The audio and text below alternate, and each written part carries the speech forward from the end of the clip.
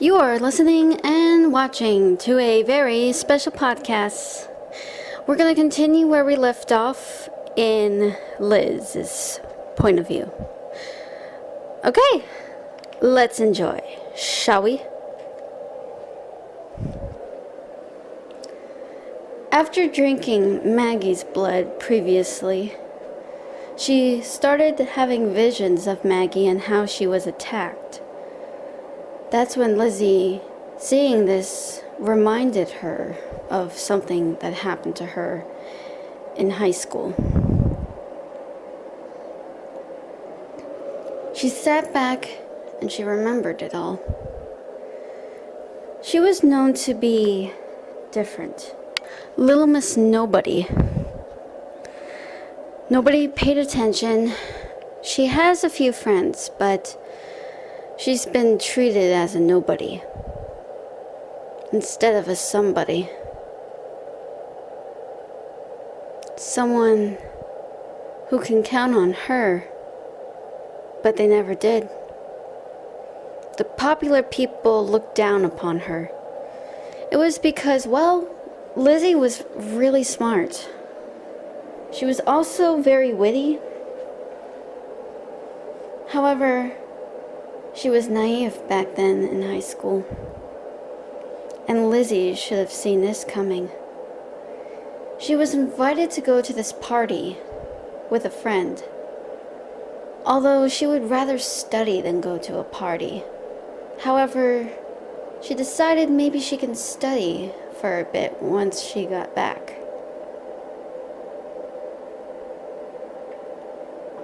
However, during the party, somehow she was given a drink by one of the girls of the popular group. After consuming the drink, she learned that the drink was drugged because she was knocked out unconscious. And then she was assaulted really badly. After surviving the attack, she was shamed as just a hussy. She even went to the police for help. However, she had a run-in with someone by the name of Shadrach Lavelle, who refused to investigate on her case and bring her attacker to justice. Lizzy did not trust the police anymore, neither did of the inspector or anyone else. She was quite fuming, quite upset for all the pain she's been through. She vowed that she would never, ever be involved in parties, drugs, or anything like this. She didn't want anyone to go through like she did. But it must be really hard for someone to suffer so badly. In the present, Ragnar said, "So, I assume you're lost in thought of the visions," he said. He sounded sarcastic, but Lizzy didn't feel sarcastic as she said, Yeah, I guess I was." Ragnar noticed her tone and asked, "Something wrong?" he asked. No, nothing. Sorry. Just thinking about how terrible high school was. Oh, the joys of high school. Those awkward years. Yep, he said with a tight smile. But it is assumed that he looked like he didn't want to endure it. Lizzy couldn't help but smile. "You and your awkward years? Please, I was known as a nobody." "You? Oh, please. You had a lot of friends. How could you?" "Well, I didn't really have a lot of friends until I went to college. That's where I got some pretty good friends." "And enemies?" "No, not really. I guess everyone pretty much liked me. I don't understand why." Maybe it's because of something, right? I guess. Hey, did you ever go to, any parties by any chance? Lizzie asked. Ragnar thought for a moment. No. If you are referring to me as parties, I usually go to these social meetings. Ugh, it was quite terrible. I had to dance with these unattractive girls. Now, don't get me wrong, some of them were very smart, very wonderful, but some of them were very unattractive. Not just by outer appearance, but on the inside. Some of them were, disgusting. Wow. That must have been pretty tough. I know, that's why I never date. I'm single. Yeah. Single. That's the best part about being an infestation. You don't have to worry about your humanity. Who cares about it? Ragnar looked at her and asked, "Don't you want to be human?" Well, I want to be cured, yeah. But another part of me really doesn't because, well, why go through all those painful years in my life? What do you mean? Ragnar said. Nah, it doesn't matter. I'm sorry. No. Ragnar knew that tone of voice and said, "You don't have to talk about it if you don't want to." No, it's fine. It's just, I don't know. Just crazy stuff happens in high school, you know? Yes, very. Especially when your drink is drugged and you are physically attacked, violated, shamed at school the next day, and someone from the police department refuses to help you out. Ragnar's mouth dropped open while hearing this. Oh, you got to be kidding. You never told me this. I don't know. I don't think you understand. Well, it doesn't always happen to women. It also happens to men, so don't worry. Besides, I wouldn't even care about what you become.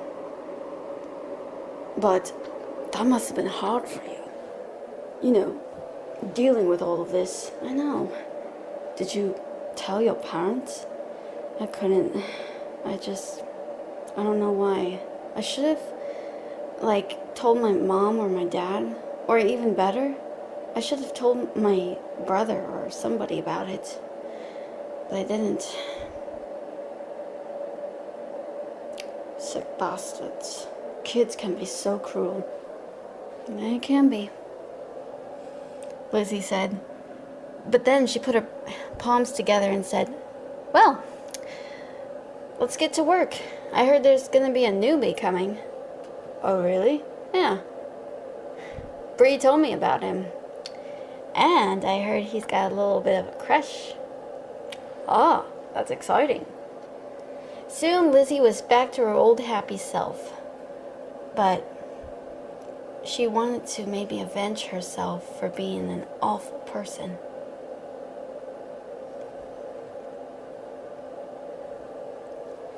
Once then, she managed to meet this newcomer and also other newcomers.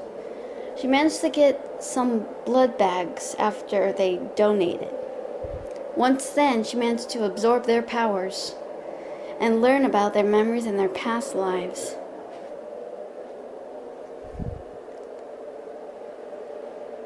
It was then this Harutora, this guy, the blonde one, that Brewer encountered.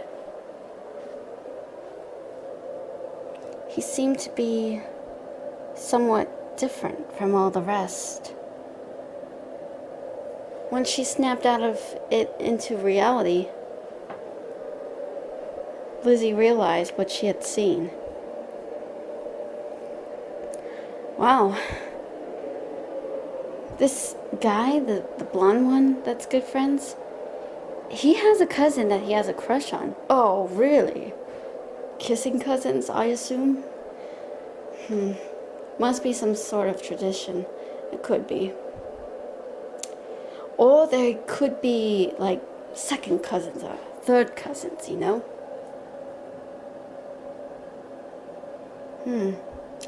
Second cousin. Why didn't I think of that?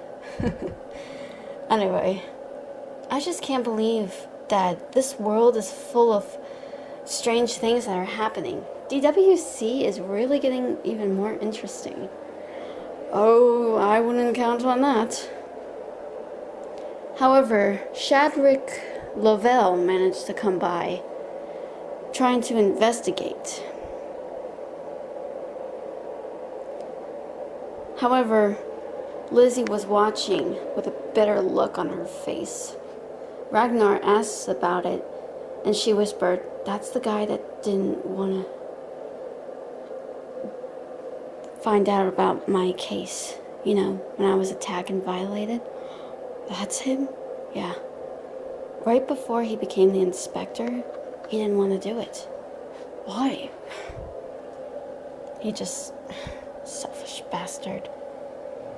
Victim blaming me? I swear. He's gonna pay soon enough. I'm surprised he doesn't even recognize me. That time when Shadrick turned to look at Lizzie just cocked an eyebrow at him and just gave him a, "What are you looking at?" look. Luckily, Shadrick didn't even recognize Lizzie.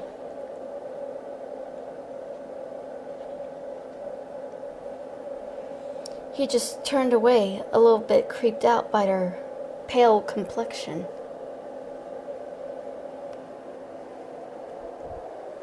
However, Lizzie had to act fast, finding the person that was responsible for all this terror and what she had become. It was only a matter of time. Well, my pretties, thank you so much for listening and watching. Anyway, boy, kind of shocking, isn't it? Anyway, thank you so much for listening and watching. See you next time.